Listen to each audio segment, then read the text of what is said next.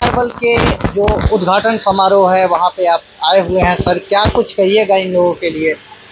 परिधि मार्बल दानापुर के गोला रोड में आज खुला है।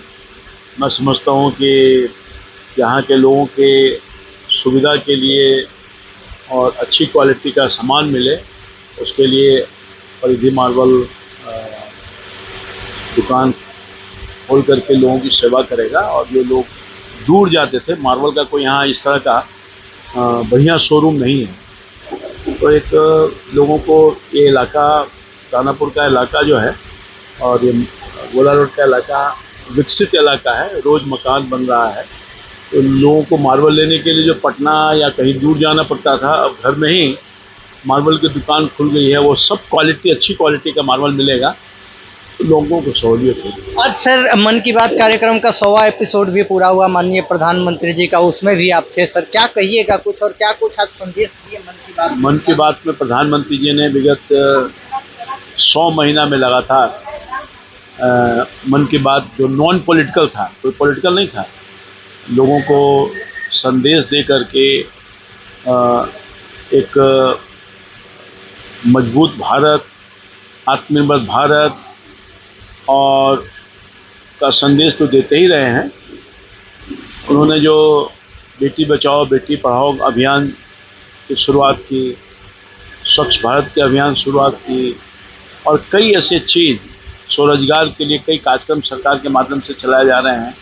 उन चीज़ों को जनता के बीच में लाने के लिए कई ऐसे लोग हैं जो विभिन्न प्लेटफॉर्म में काम करते हैं, सेवा करते हैं, जिनको दुनिया नहीं जानती है। तो ऐसे लोगों को भी एक प्लेटफॉर्म देने का काम किया है, उनका उत्साहवर्धन करने का काम किया है। और ख़ास तौर पर महिला सशक्तिकरण करने के लिए विशेष तौर पर जिन्होंने काम किया है, आज उसका जो उस एपिसोड में मुख्य रूप से था, महिलाओं पर फोकस था। तो देश की जो आधी आबादी है, जो आज़ादी के बाद से नेग्लेक्टेड रही है, उसको आत्मनिर्भर करने के लिए, सशक्त करने के लिए, उसको आगे बढ़ाने के लिए जो काम पिछले ये 9 वर्ष की सरकार में मोदी जी के नेतृत्व में हुआ है, बच्चों को, जो बच्चियां हैं, उनको विभिन्न सेवाओं में स्थान देने के लिए कई कार्यक्रम सरकार के माध्यम से किए गए हैं, उसको भी परिलक्षित करने का काम किया और देश आगे बढ़ रहा है। लोगों को एक संदेश भी दिया गया, विभिन्न क्षेत्रों में जो काम करने वाले लोग हैं उनसे सीखिए और मन की बात के माध्यम से अपने आचरण में, अपने व्यवहार में, अपने कार्यक्रम में डालिए और जनता की सेवा करने का काम कीजिए। ये सारा। तो सर एक सवाल सर और है, अभी सासाराम हिंसा में सर एक बीजेपी नेता का नाम आ रहा है। नहीं, ये तो दुराग्रह से प्रेरित होकर के ऐसा काम किया गया है। कई बार के विधायक रहे, उनका इस तरह का चरित्र नहीं रहा है। हालांकि उन्होंने तो इस सवाल को, जो दंगा हुआ सासाराम में, उस सवाल को उन्होंने उठाया और सरकार का ध्यान आकृष्ट किया, मगर 1 महीने के बाद जानबूझ करके भारतीय जनता पार्टी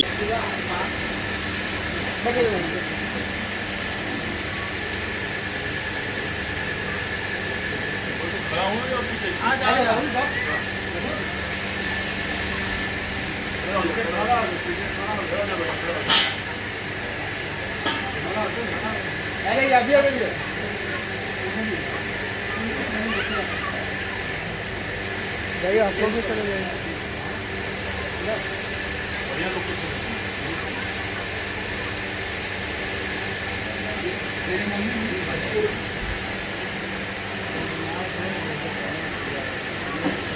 क्या हाल चाल है?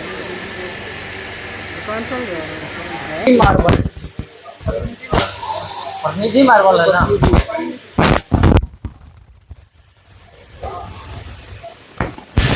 नमस्कार, आप लोग देख रहे हैं फॉर न्यूज चैनल, और जैसा कि आप लोग देख रहे हैं अभी हम हैं शोरूम में, जिसका उद्घाटन आज हो रहा है। पूजा पाठ के द्वारा। और यहाँ पे माननीय सांसद राम कृपाल सर भी हैं, पधारे हुए हैं, उनसे थोड़ा सा बात करेंगे और जानेंगे, चूँकि व्यस्ततम कार्यक्रम है। थोड़ा सा भैया, थोड़ा सा 1 मिनट सर से थोड़ा सा बात कर ले। सर, आज यहाँ पे परिनिधि मार्बल के जो उद्घाटन समारोह है वहाँ पे आप आए हुए हैं सर, क्या कुछ कहिएगा इन लोगों के लिए? परिधि मार्बल दानापुर के गोला रोड में आज खुला है। मैं समझता हूँ कि यहाँ के लोगों के सुविधा के लिए और अच्छी क्वालिटी का सामान मिले, उसके लिए परिधि मार्बल दुकान खोल करके लोगों की सेवा करेगा। और जो लोग दूर जाते थे, मार्बल का कोई यहाँ इस तरह का बढ़िया शोरूम नहीं है, तो एक लोगों को ये इलाका, दानापुर का इलाका जो है और ये गोला रोड का इलाका विकसित इलाका है, रोज़ मकान बन रहा है। तो लोगों को मार्बल लेने के लिए जो पटना या कहीं दूर जाना पड़ता था, अब घर में ही मार्बल की दुकान खुल गई है। वो सब क्वालिटी, अच्छी क्वालिटी का मार्बल मिलेगा, तो लोगों को सहूलियत होगी। आज सर मन की बात कार्यक्रम का 100वां एपिसोड भी पूरा हुआ माननीय प्रधानमंत्री जी का, उसमें भी आप थे सर, क्या कहिएगा कुछ, और क्या कुछ आज संदेश दिए मन की बात? मन की बात में प्रधानमंत्री जी ने विगत 100 महीना में लगातार मन की बात जो नॉन पॉलिटिकल था, कोई पॉलिटिकल नहीं था, लोगों को संदेश दे करके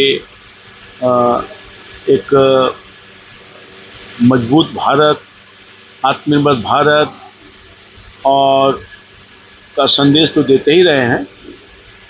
उन्होंने जो बेटी बचाओ बेटी पढ़ाओ अभियान की शुरुआत की, स्वच्छ भारत के अभियान शुरुआत की, और कई ऐसे चीज़, स्वरोजगार के लिए कई कार्यक्रम सरकार के माध्यम से चलाए जा रहे हैं। उन चीज़ों को जनता के बीच में लाने के लिए कई ऐसे लोग हैं जो विभिन्न प्लेटफॉर्म में काम करते हैं, सेवा करते हैं, जिनको दुनिया नहीं जानती है। तो ऐसे लोगों को भी एक प्लेटफॉर्म देने का काम किया है, उनका उत्साहवर्धन करने का काम किया है। और ख़ास तौर पर महिला सशक्तिकरण करने के लिए विशेष तौर पर जिन्होंने काम किया है, आज उसका जो उस एपिसोड में मुख्य रूप से था, महिलाओं पर फोकस था। तो देश की जो आधी आबादी है, जो आज़ादी के बाद से नेग्लेक्टेड रही है, उसको आत्मनिर्भर करने के लिए, सशक्त करने के लिए, उसको आगे बढ़ाने के लिए जो काम पिछले ये 9 वर्ष की सरकार में मोदी जी के नेतृत्व में हुआ है, बच्चों को, जो बच्चियां हैं, उनको विभिन्न सेवाओं में स्थान देने के लिए कई कार्यक्रम सरकार के माध्यम से किए गए हैं, उसको भी परिलक्षित करने का काम किया और देश आगे बढ़ रहा है।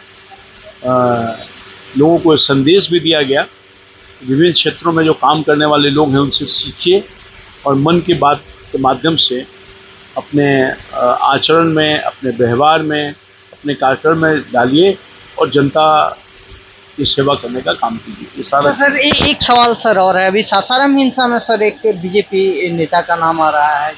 नहीं, ये तो दुराग्रह से प्रेरित होकर के ऐसा काम किया गया है। कई बार के विधायक रहे, उनका इस तरह का चरित्र नहीं रहा है। हालांकि उन्होंने तो इस सवाल को, जो दंगा हुआ सासाराम में, उस सवाल को उन्होंने उठाया और सरकार का ध्यान आकृष्ट किया, मगर 1 महीने के बाद जानबूझ करके भारतीय जनता पार्टी के को बदनाम करने के लिए और लोगों के मन में भाव खराब हो, उसके लिए ये कुचक्र चलने का काम किया और साजिश के तहत जवाहर जी को, जो माननीय पूर्व विधायक है, उनको टारगेट करने का काम किया है। ये दुर्भाग्यपूर्ण है। विपक्ष की एकजुटता की जहां तक लोग बात कर रहे हैं, लेकिन अभी भी अपने बिहार में बहुत सारे ऐसे अभ्यर्थी जो कि धरना प्रदर्शन पे बैठे रहते हैं, आज भी आए दिनों धरना प्रदर्शन हो ही रहा है गर्दनी बाग में सर। बिहार की सरकार अपने कार्यक्रमों से लोगों को संतुष्ट नहीं कर पाई। नीतीश कुमार जी चाहे वो किसी के साथ हों, मुख्यमंत्री वही रहे हैं, लगभग 17-18 वर्ष होता है, और आज भी जनता का सड़क पर है, उनके खिलाफ, सरकार के खिलाफ ही जनता सड़क पर है। असंतोष का भाव है, बेरोजगार, नौजवान, गरीब, फटेहाल, किसान, मजदूर, महिला, पुरुष, बूढ़ा, बूढ़े, कोई वर्ग और कोई तबका नहीं है जो इस सरकार से खुश है। तो आप देख रहे होंगे कि असंतोष का भाव जब जनता के मन में आता है तो सड़क पर आती है और सरकार के खिलाफ माहौल बिल्कुल ही आक्रोश है। और वही आप देख रहे होंगे, दिख रहा है, सड़कों पर लोग आंदोलन कर रहे हैं। बड़े पैमाने पर लूट, हत्या, अपहरण की घटना, आम लोग भी असुरक्षित, सुरक्षा का भाव मन में पैदा हुआ है, डर व्याप्त हो गया है। तो मोटे मोटे तौर पर भ्रष्टाचार भी बड़े पैमाने पर हो रहा है। तो सरकार अपने दायित्वों का निर्वहन करने में फेल है और अपने दायित्वों का निर्वहन नहीं कर रही है। लोगों तकलीफ में गुजर रहे हैं, लोगों के मन में अशांत है, भय और खौफ का भाव है। इसलिए पूरा बिहार आज नीतीश कुमार की सरकार, जो महागठबंधन की सरकार है, उससे लोग नाराज हैं बड़े पैमाने पर। एक अंतिम सवाल सर, 2024 की तैयारी किस तरह से सांसद महोदय कर रहा है? हम तो आप जानते हैं कि मैं ही जब से मैं सांसद हूँ या जनप्रतिनिधि हूँ, कभी जनता से अलग नहीं रहा, उनके समस्याओं से अलग नहीं रहा। 24 घंटा में 24 घंटा अगर मैं जगा हूँ तो पब्लिक के बीच में ही हूँ। आप खुद उसके गवाह हैं और पूरी हमारी पाटलिपुत्रा की जनता गवाह है कि सालों से सालों भर हम जनता के सवालों को लेकर के उनकी समस्याओं को दूर करने का प्रयास करते हैं, उनके सुख दुख का साथी बनते हैं और तो लगातार जनता के संपर्क में हैं। और इसीलिए जनता का आशीर्वाद मुझे कई बार मिलता रहा है और पूरा विश्वास है कि मोदी जी का जो कार्य रहा है प्रदेश हित में, आम लोगों के हित में, गरीबों के हित में, वो लोगों के दिल में बसे हुए हैं। मोदी की सरकार चाहते हैं लोग आगे भी बने और हमें जैसे छोटा मोटा कार्यकर्ता भी लगा रहता है लोगों की जनसेवा भाव से काम करने के लिए, और उसके परिणाम पहले भी आए हैं और फिर आएंगे। धन्यवाद सर। तो ये सारी बातें हैं, प्रतिनिधि मार्बल के उद्घाटन समारोह में हम यहाँ पे हैं और यहाँ पे माननीय सांसद रामकृपाल यादव सर से मेरी बात हुई, काफ़ी सारे मुद्दों पे बात हुई। तो इन्हीं सब बातों को ध्यान में रखते हुए मैं विभोर कुमार तिवारी आप सभी का धन्यवाद करता हूँ। जय हिंद, जय भारत।